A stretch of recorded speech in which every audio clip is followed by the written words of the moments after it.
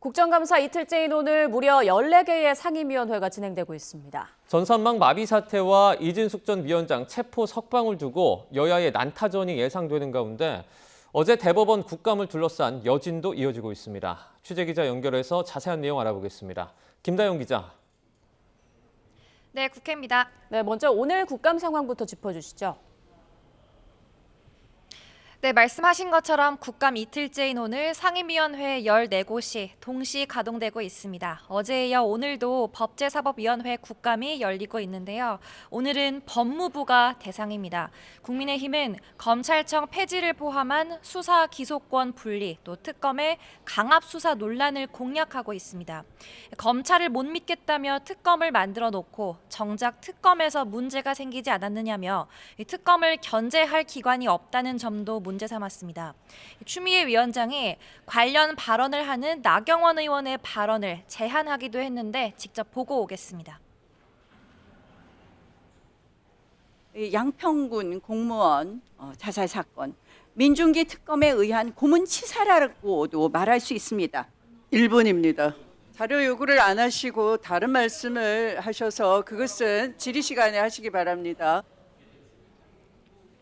이화영 전 경기도지사가 제기한 이른바 술파티 의혹도 도마 위에 올랐는데요.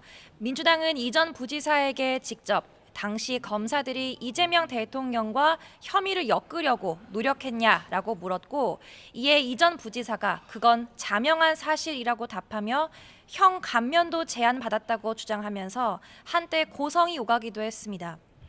과학기술정보방송통신위원회도 격전지입니다. 방통위 폐지 경위는 물론 이진숙 전 위원장 체포와 석방이 도마 위에 오를 거로 보입니다. 특히 오후에는 이젠 민간인 신분이 된 이 전 위원장이 일반 증인으로 직접 출석할 거로 예고돼 여야가 격돌할 거로 전망됩니다. 행정안전부를 대상으로 한 국감도 한창인데요. 국가정보자원관리원 화재와 전산망 마비 사태, 더 나아가 화재 수습 국면 녹화가 이뤄진 대통령 부부의 예능 출연까지 난타전이 진행되고 있습니다. 여야는 어제 열린 대법원 국정감사를 두고도 공방을 이어가고 있죠. 네, 어제 법사위는 자정이 다 돼 마무리됐습니다. 조희대 대법원장은 마무리 발언을 통해서 법관은 판결로 말한다는 오랜 법원이 있다. 신속한 심리와 판결 선고의 배경에 관하여 불신이 있는 것 같아 안타까운 마음이다 라면서 뼈 있는 말을 남겼습니다. 민주당은 조 대법원장이 본질적 답은 안 하고 유리한 말만 했다고 평가하고 있는데요. 국감을 난장판으로 만들었다는 일각의 비판에 대해서는 동행명령장 발부 같은 초강수를 두지 않은 점을 봐달라고 강조했습니다. 반면 국민의힘은 탈레반급 강경파 의원들의 조리돌림 인민재판이었다, 감금 사태다라는 강한 질타를 내놨습니다.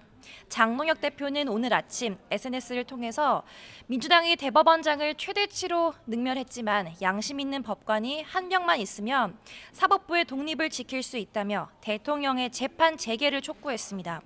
송원석 원내대표도 이재명 대통령이 레임덕에 빠졌거나 난동을 뒤에서 조종하고 있거나 둘 중 하나라며 대통령의 입장을 요구했는데 직접 들어보겠습니다. 여당의 탈레반급 강경파들의 폭주를 통제할 힘이 전혀 없는 레임덕에 빠진 것입니까? 본인의 재판에 무죄를 받기 위해서 배후에서 조종하고 있는 것입니까? 캄보디아에서 벌어진 한국인 대상 납치 감금 범죄를 둘러싼 책임 공방도 이어지고 있습니다. 민주당은 윤석열 정권이 캄보디아 공적 개발 원조 ODA 예산 늘리기에만 골몰하고 국민 안전은 외면했다고 주장했는데 발언 들어보겠습니다.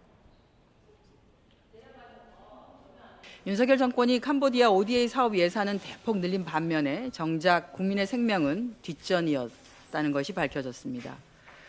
국제범죄 대응 인력은 줄이고 경찰 주재관 증원 요청도 외면했던 것으로 드러났습니다.